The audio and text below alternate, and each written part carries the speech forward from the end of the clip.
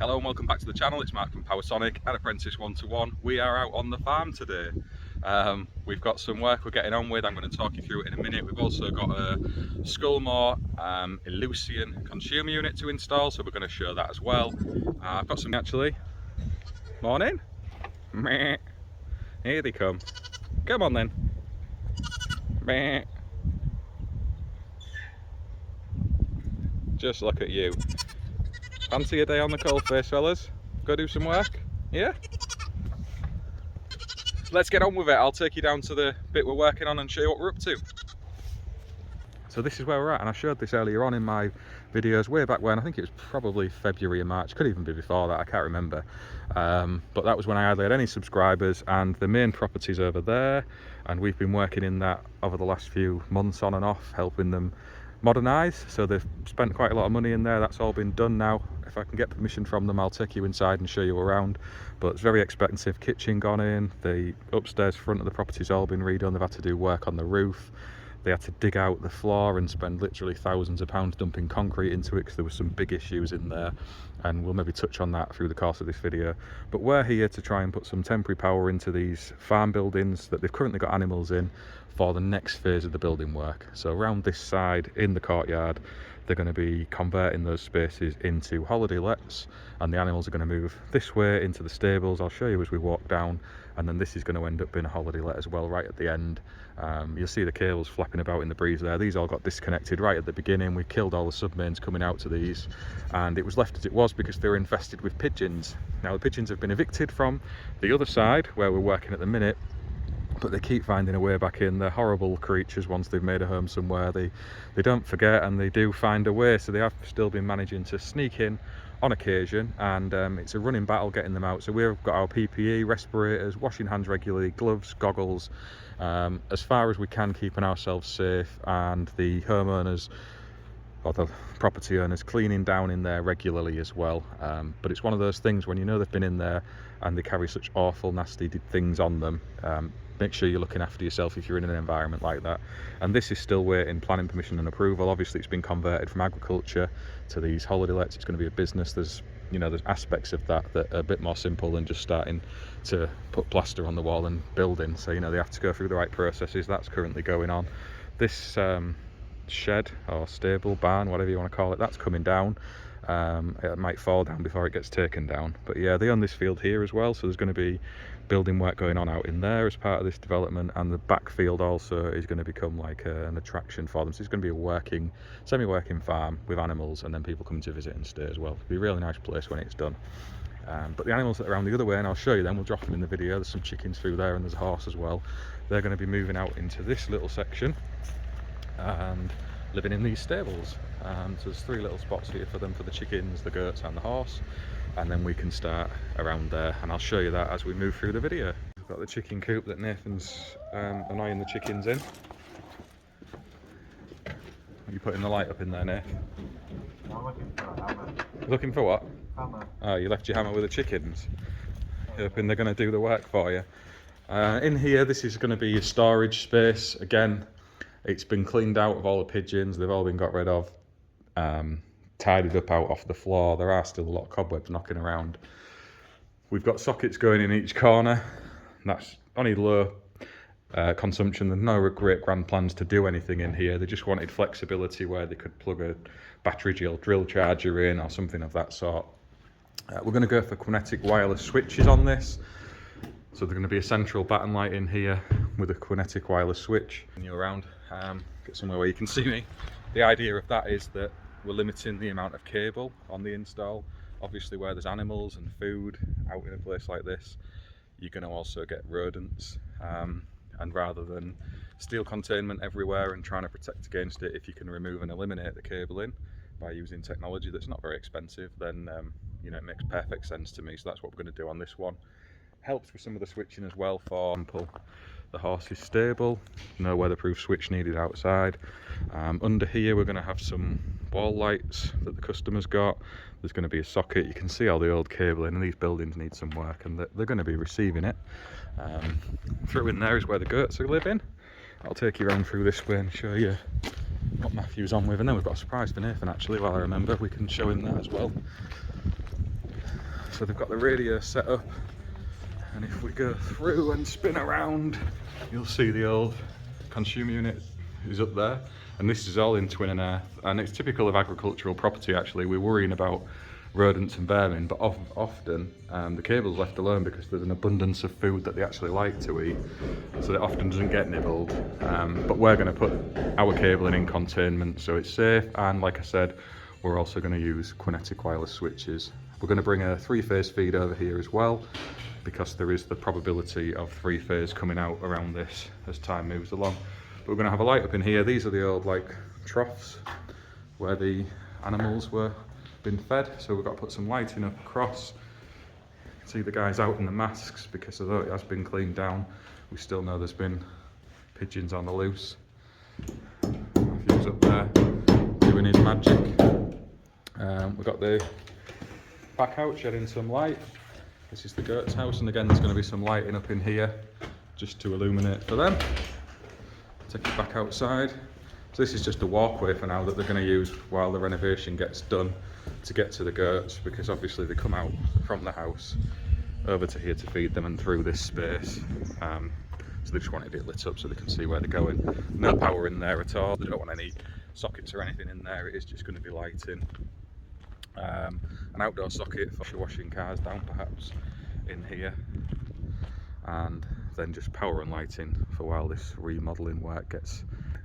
So if you go back, I'll pop a link up in the top of this video somewhere so you can go back and watch that one if you wish. It was one of my first videos actually on here, where we spoke about the work that's going on this property. And as I said, we've been busy inside. It's an old railway house / pub, and it's been converted into habitable living space now. It's actually very, very nice in there. We'll maybe see if we can get an agreement to film. The owners have already said actually we can film inside, they're not bothered.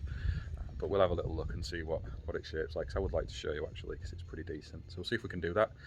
And over here, again, this is the really interesting one. So this is the bit we've been waiting for, getting permission through. As you know, with these things, for a change of use from agricultural space to occupied living space, it's not always straightforward. So that's been getting sorted out. These are going to be turned back into stables. That's going to turn into a 2-bed dwelling. Sort of where we're at. I don't know if I can show you. I don't know where they put the cest pit in the end. Ah, it's in here. Let me spin you around. If you remember from the first one, I told you that the old pit that they had was illegal. This has all been added, and obviously it's got a bit overgrown in the summer. These weeds need knocking back.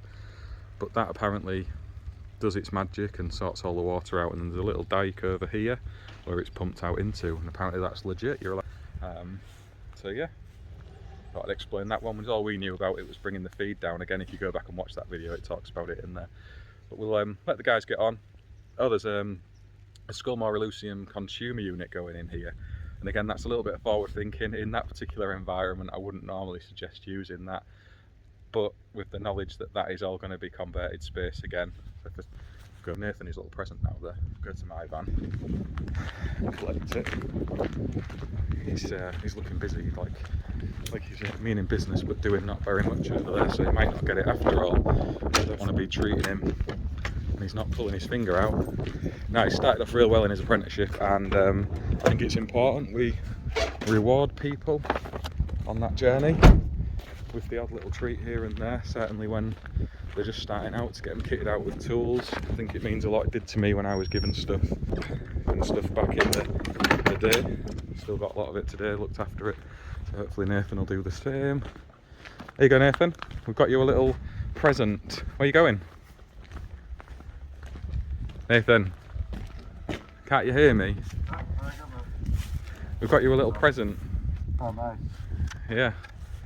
So keep your face mask on because you look better with it, but I thought I'd get you that. So it's a little Bosch Go for doing up your circuit accessories with. It's got battery, charger, all the little bits in. So from that last job in Scarborough when you were running around with a massive drill, this will be a lot better for that. Thank you. You're welcome. Very nice. Good stuff.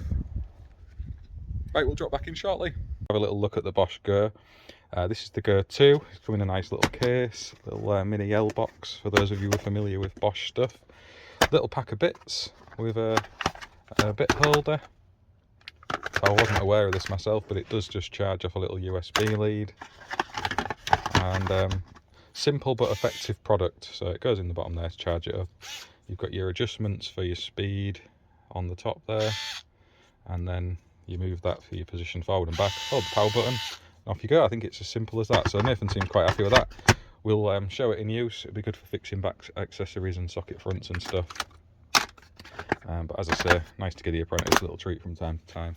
Might do some work now.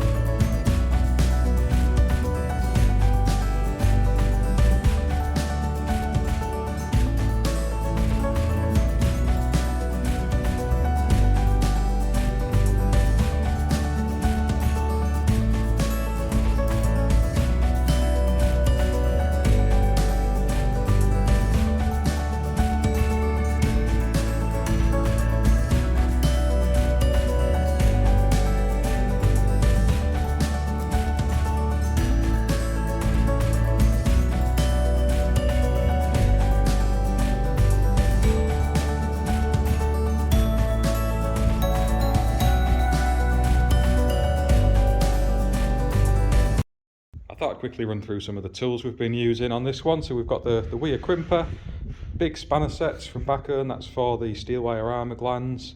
You can use the like the Knipex water pump pliers, but they don't have the teeth on. Whatever you do, don't use teeth on your glands. There's the Knipex ergo strip, that's great for getting the inner insulation off and outer insulation on steel wire armours.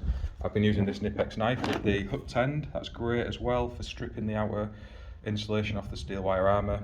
My new purchase here, the Weir Tool Check Plus, haven't used that today, but I thought I'd get it out and show you. I've got the Weir Speedy, and it's big handled little, or big brother if you like, and again they've got the two different torque ends on for the board. There is the CK croppers and the Knipex twin and earth strippers, and this little handy implement here which I picked up from Electric Counter in their clearance section, and it's just numbers 0 to 9 that you can use to identify some of your cables or other terminal points within an enclosure. I thought that was a nice little touch just to drop in. It's easier than pushing over the circular ID tags for cables. Just wrap it around. Jobs are good in, and yeah, that's kind of what I've had. Also, the McAllister pop-up table comes in very, very handy, and then the Milwaukee M12 SDS and the little impact driver down there. You'll see here I've got the Klein. You might have seen it on the time lapse. So the Klein digital level, it's giving me 0.1 degree out actually. That wasn't what it was showing a minute ago. So maybe I have blown on the consumer unit and knocked it ever so slightly out of square, but I'll take that. You can see the center bubble on there. Again, if you drop it on the side, we're getting 89.9. So we are ever so slightly off square, and yeah, that's annoying because it was showing a 0. It's really peed me off. Okay, maybe it's just a little bit of a misshape on the outer enclosure, I don't know. But anyway, there you go, you've got 0 degrees on that one. And there's the inside of the consumer unit all finished up. So we've got the Piranha nut on there with a fly lead. You don't necessarily need that because there's the teeth into the outer case in there. They've bitten in nicely and we're getting a good reading even without the fly lead. But for the seconds it takes, why not put it on? We've got the main switch here with the 10mm sub-main coming in. I'll talk a bit about that in a minute. We'll go and look at the other end and I'll tell you exactly what the plan is with all this when we run through the job to show you what we've been up to. The SPD in there, and again, that's not really an awful lot of use in this position because we are away from the main intake, but it's forward planning. That's the same reason for all these blanks, and the way we've laid the breakers out for now is just temporary. This is going to change as things move along. So we've got the B20 there, and that's 2 radial circuits in there and a B6 on the lighting, and that is primarily because we have a B40 up front, and I didn't want to split these 2 radials at this time just in case anybody was to go banging a load of 3 kilowatt heaters in. I mean, they're not going to, but you never know.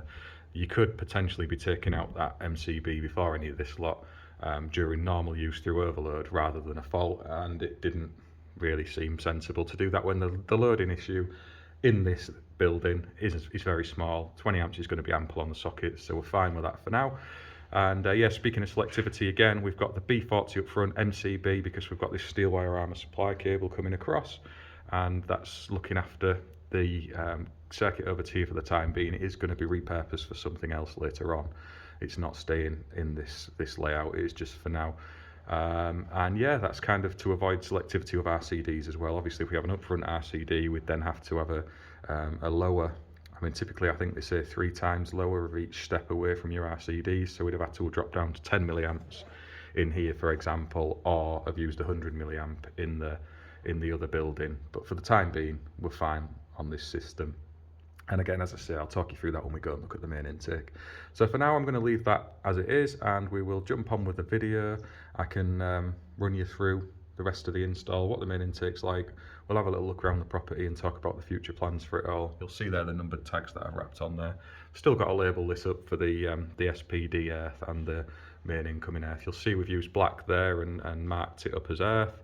We've used the grey as the neutral, and that is because at the other end, Matthew, in his infinite wisdom, cut the blue a bit short that wouldn't reach the neutral bar, so he's popped the grey and we've marked it up each end, and that's fine. And the blue is going to be earthed down in here. It's already earthed down at the other end. I've just tucked it up out the way for now, so we'll get that earthed down at both ends. And yeah, there we are, we're good to go. So we've got the steel wire armour in there. As I said, we used the cable tie trick to measure this out, so that's always helpful. We'll try and reference that on one of our other videos. I've already shown it before, but yeah, I'll see if I can dig that out and drop it in on this one as well. Any questions about the consumer unit, let me know. As I've said, it's a great product, the price point's fantastic, absolutely nothing wrong with it, does the job that it's earmarked for. Loads of room at the back of here to hide all your cables. That's something I'm really impressed with this board. Fantastic wiring space at the top, which is always nice. Lots of room above the RCBOs as well. We've got the clamp here for tails. It is a bit of a tricky one with us using a 10mm on this, but it has nipped onto it and it's holding it a little bit. Obviously, when you're using your 25mm tails, as you typically would, it's going to be ideal. It gives you a knowledge that they're not going to be wobbling around anywhere. The DIN rail has held these RCBOs nice and tight, so you'll know it's an annoyance of electricians on these jobs that the RCBOs and MCBs can sag, so step down as you move away from the main switch, and that's just due to flex on the buzz bar and the DIN rail. Some of the budget brands suffer with that badly. This doesn't. They've stayed nice and solid. I mean, I know I've only got 3 in there, but you can tell straight away they're not moving. The SPD is a nice solution. It goes straight in off the main switch. We'll have a look at the instructions on that as well, so I can talk you through that one. As I said, all the torque settings are in the back of the board, so they're all there, visual, which is a really nice touch because it avoids having to go back to the instruction manual and figure out exactly what you need.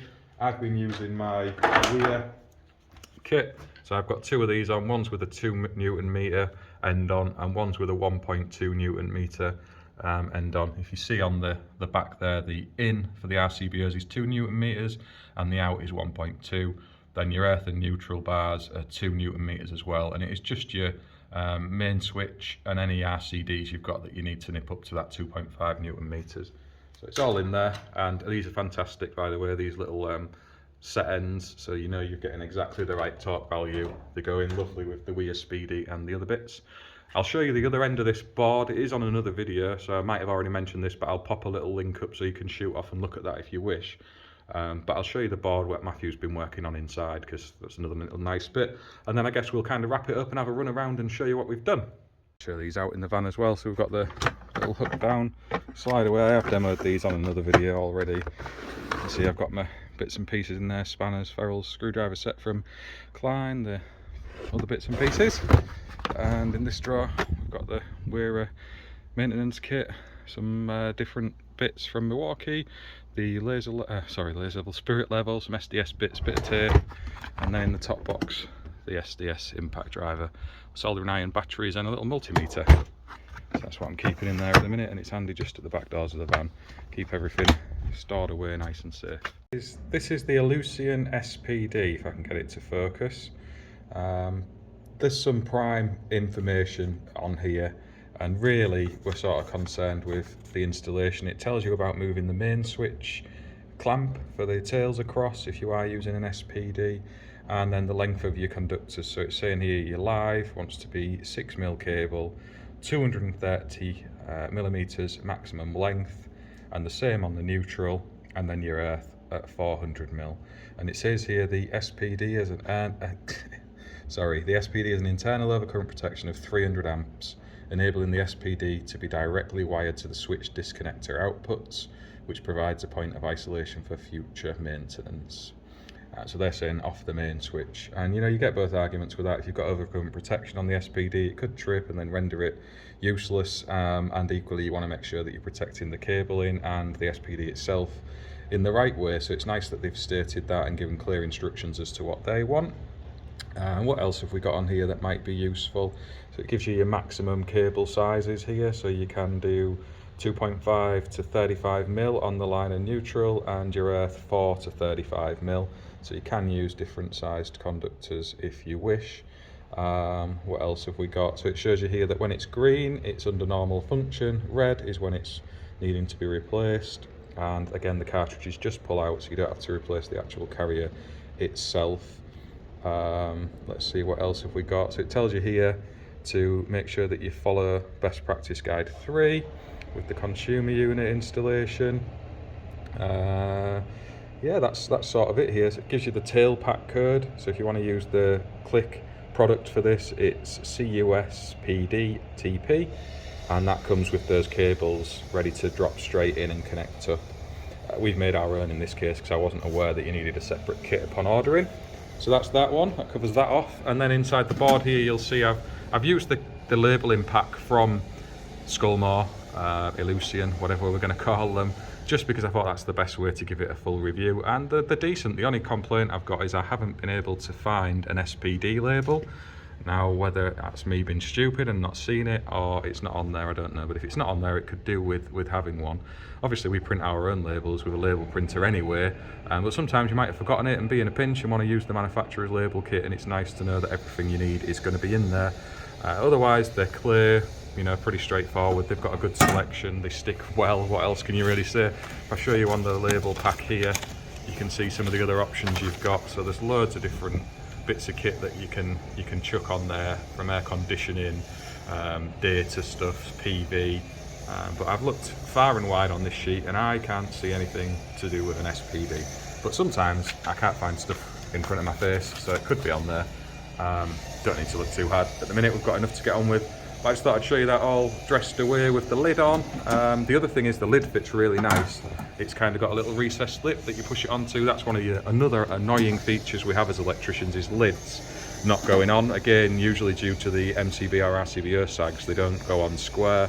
These end up catching the front case. This just slotted straight on, simple as anything. Pushed over the blanks and the RCBO's main switch, easy peasy. And then there's a nice lip around the edge which holds it all in place. Screws went straight in, they're captive, so they don't fall out. Straightforward, simple job. And again, for the price point, I can't knock this. It's going to be our go-to board now, I think, for most domestic jobs. Obviously the longevity of them and long-term quality, who knows, it's an unknown, but that's the same for any brand. It doesn't matter if they've been in business 50 years or 5 minutes, that's still a factor. We've seen it in the past with other manufacturers. So fingers crossed this one's all good and okay. I'm going to get on with testing it now. We'll see what the RCBO trip out times are. That would be interesting to factor in, and yeah, I'll catch up with you in a bit. So while we're on, I thought I'd show you a little bit inside the board. This has been covered in another video already that we dropped out early on in our channel, way back when we hardly had any subscribers. So if you want to see how this has all come together and why it is like this, go and check that out, but I'll quickly run you through it. So this is for the existing house. It's all in there. They've got a septic tank as well, so that's covered off this board too, and that's the isolator for the septic tank from in here, so it can be switched off if needs be from this point. There's also an isolator external as well that the fitters of the septic tank have put in. That was nothing to do with us. All of this containment is temporary. It's just up here for the time being because it contains excess cable for when we move this. So this room here is all going to be converted into habitable living space. I think it's going to be a separate dwelling to the other main house next door that they're going to let out as holiday lets, I believe. And this here is for the main part of the house. And we've got this B40 over here. As I said, we've taken a 4-car over. Now that is because there is going to be 3-phase going in up here. You can see the existing DNO head. That's going to get changed. 3-phase coming in. We're going to have a little splitter board up there that strips off into the varying different sub-boards that we're going to have in the install. This is going to be all taken down. So we've got the marine ply here just on the wall, so we had a nice solid fixing for everything because all this brickwork's cracked and loose. Wasn't very nice to get anything onto, so we've put that up. All very temporary, very rough and ready. We've got the trunkings all earth. We've used the preformed pieces just so we can pass that around from section to section rather than cutting our own, and it is rough and ready. It's not permanent. A lot of this is just offcuts of what we had knocking about to try and put something together that works. And you can see we've got the strut across the top. This is real weld out on a domestic job, just trying to put something safe and serviceable into use. And again, inside here there's no singles, they're all twin and earths anyway, so you know it didn't really even need that level of containment. But we thought, while all of this lot's going on and the potential for this wall coming down, we really wasn't sure what was going to happen, so we've tried to go as best we can to look after the cabling that's here. Speaking about our submain though, so we're on a B40 here, and that's to try and give us a bit of selectivity for now. As I mentioned, we've got the B20 RCBO on the sockets and the B6 on the lights. So if you've got some sort of overload, there's every probability they're going to go before this. Under short circuit, you know, all bets are kind of off. As I've shown you on the test board, it's very, very difficult to get any selectivity with MCBs in that scenario. But you've got a bit of an option there. There is partial selectivity, so we're kind of 2 breakers down between the next device, if you like. And again, if we'd gone for RCD protection on this, we could have used 30 milliamps and then we'd have to have dropped to 10 milliamps over at the other building, or this could have been 100 milliamp and 30 milliamps over there. But because we've got the steel wire armour cable, MCB is just fine. It's all earthed. You can see it's glanded in up here. This trunking's all linked through as an earth as well. So we're all happy with that. Earth both ends, MCB on the submain, happy days. Now, in the future, this is all going to change. As I said, we're going to get a 3-phase supply in up here, and this circuit here is going to be pulled back into a 3-phase board that's going to be up there. And the idea is that over at the other side, so over across here in that building where we're working now, there is going to be a 3-phase EV charge point, and that is for when this is going to be holiday lets. So that's kind of factored in on that. That's why we've got the cable over there ready to do that, but for the time being we are purposing it for our single phase, just to loop across to that other board for the time being basically.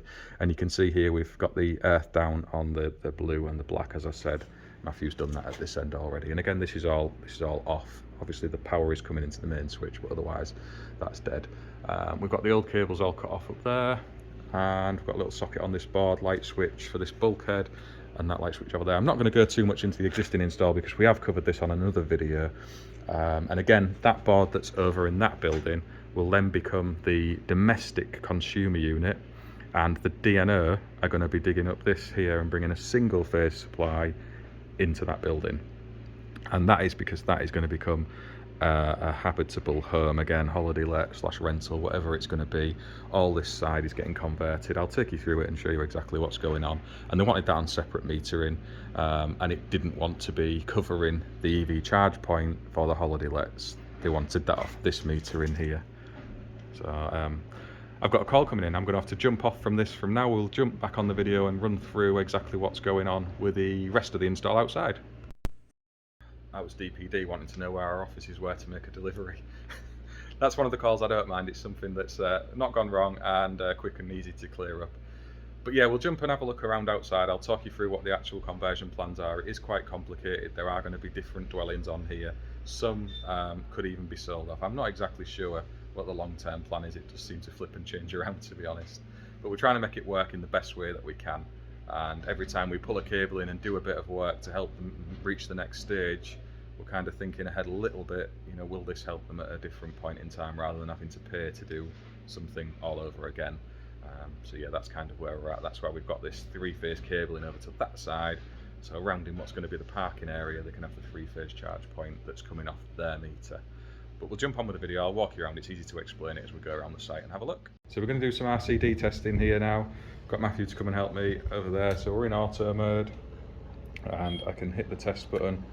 We should see it start to trip itself out as 22.5. Pretty consistent so far. It's on the ramp test. It's 25 on ×1.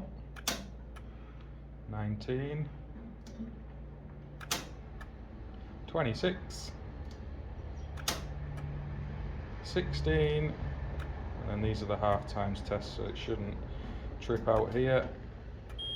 And happy days, that's great. Cheers for that, Matthew. So you can see there we've got good operating times on the RCD.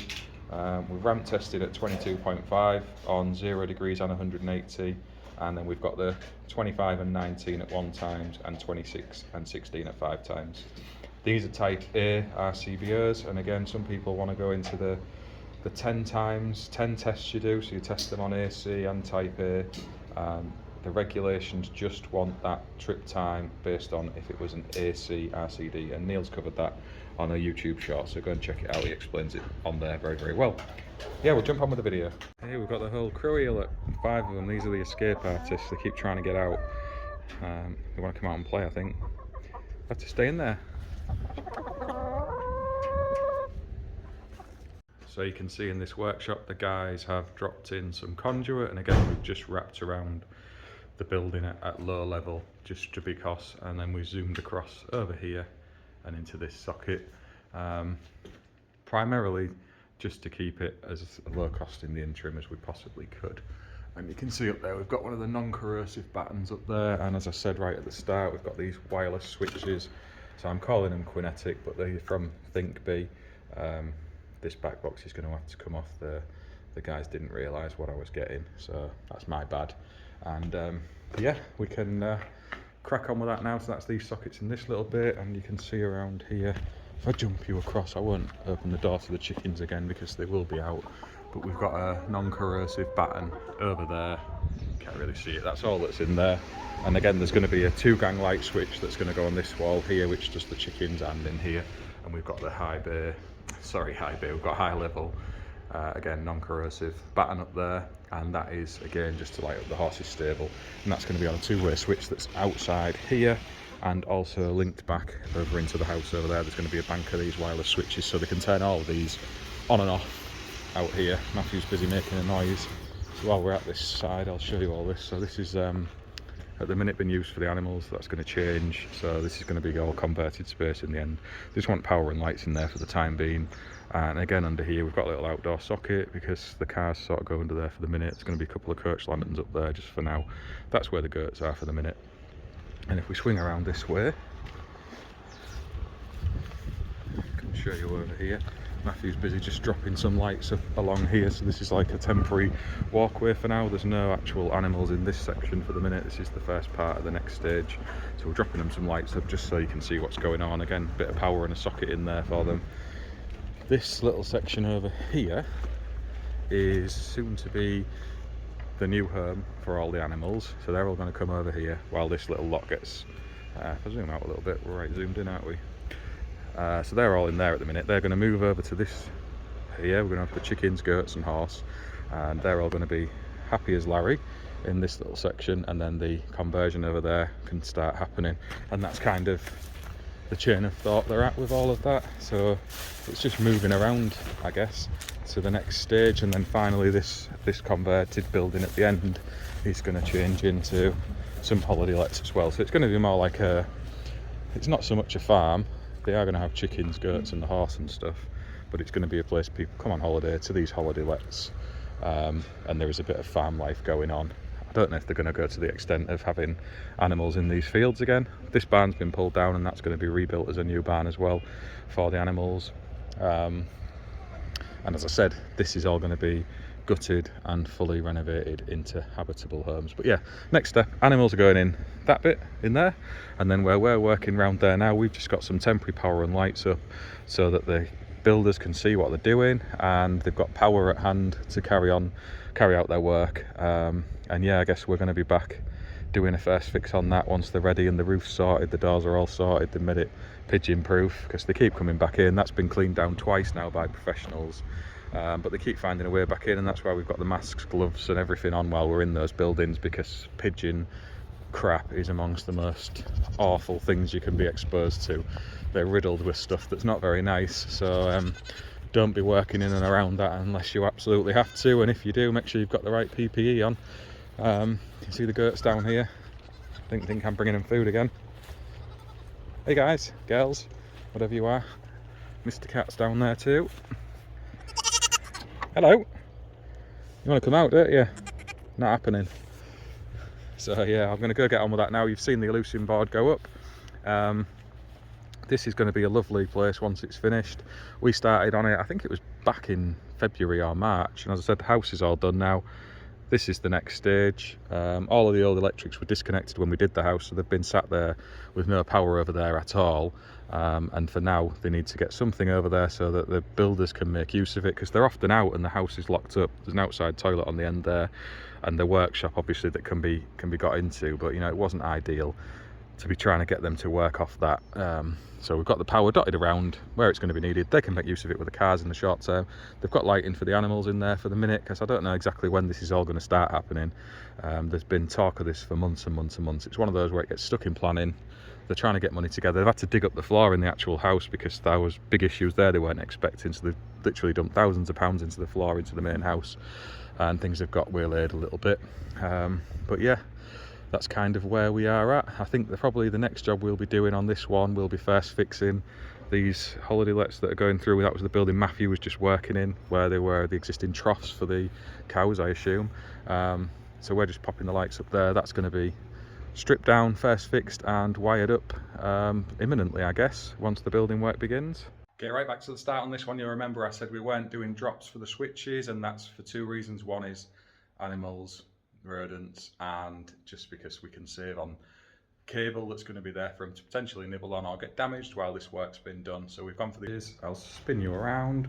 So they're not Kinetic branded, they're called ThinkBee, these ones, so Amazon's finest. They are IP65, work off kinetic energy, so they don't need any kind of batteries, and you'll see there they're happily switching the old lights. They have a little receiver up in the top, and you'll see all the way down this little walkway where the goats have been, we're coming through.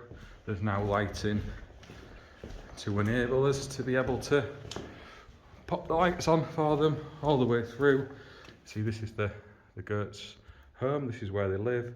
So again, no wires drop down low anywhere. Anywhere it does drop down, we're in a bit of containment, and like I said, the animals are going to get moved out of here anyway in the not too distant future. But we'll go around this way, I'll show you over there, because we've got a 2-gang switch on this one, and again, wireless. So one half of this does the goats lights up there, and the other half, you can see that going on and off, just the walkway through there. So if someone comes in this door, they can turn the lights on to get all the way out that way, and then at the other end there's a light switch for that. These are the fancy wall lights for in here, and these are pretty snazzy actually, so they're really nice. You can hear the pigeons trying to get got above the netting. So this has all been netted off, like I told you, they're trying to get rid of them. But you can see he's got stuck up there, or she has, there's 2 of them, so they're getting in somewhere. Anyway, so you'll see there on there, another one over there. These look beautiful actually, really nice. And this is going to be the carport where the vehicles park for people who are coming to stay and whatnot. And again, another little wireless switch on this pillar here, which is turning them on and off. Then over onto this one, this is the little chickens' home. And they're in there somewhere, there they are, look. Hello. So we've got a little wireless switch on here, again 2-gang. One does the chicken coop, just the chicken coop for now, and the other one does the horse box. You can see that going on and off. I'll open this door actually, we can have a little look. So Right, it's up there. Pop the horsey one on. You see these are the IP65 anti-corrosion, impact resistant, just in case, and we're right at the top there, so it's out of the way of the horse. And yeah, obviously horse will be out soon, then whatever else is going on can start, but at least people can see what they're doing. So there's that, and then over in here you see we've got the baton up there again, little Thinkby switch here. You can see the little blue light on there. It just sends a little RF signal up to the receiver. They have a little button on the front, really basic, and just program them up. Job's a good one. See the conduit around the room, little drops down for the sockets. We've tested all these now, it's all working an absolute treat. Nice clear run down, so we've split the circuits up nicely so we don't have any issue there. Oh, one final little switch, and this might actually grow. This is where the customer's asked us to put it, just on the outside of the door. Here, and that just does those ones all the way over there. I can't see the other one, it's behind the pillar. But they are both going on and off, and that's just so as they come out the back door, or if they park the car up and they forgot to switch the lights off, it can be done from there. And the beauty of this is any of these lights can be controlled from the wireless switch banks. You can have multiple switching arrangements. Really simple, straightforward, and we were just trying to reduce the labour aspect on this to save them some money for the time being. And yeah, that's kind of it. Hope you enjoyed the video. If you have any comments on it, or you want to ask any questions, please fire away. Tried to show you what we're doing. Really impressed with the Scolmore Elucian board. It's a great product. We paid around 11 quid a go for each RCBO. SPD I think was between 25 and 30 quid plus VAT. The board itself was 35 quid plus VAT, so you know you can't knock it at that price. That was all from Electric Counter. This isn't sponsored or anything. We bought all this gear on this job, every single last bit of it. I'm just sharing what we think of it. As this progresses and things move along, I'm sure we'll be back here and we can share some of the progress along the way, and you can see what else is going along. This is just kind of stage 2, I guess, now. Thank you for watching. Please subscribe to the channel if you're not already. Drop a thumbs up, thumbs down, let me know what you think, and I will see you all again on the next one.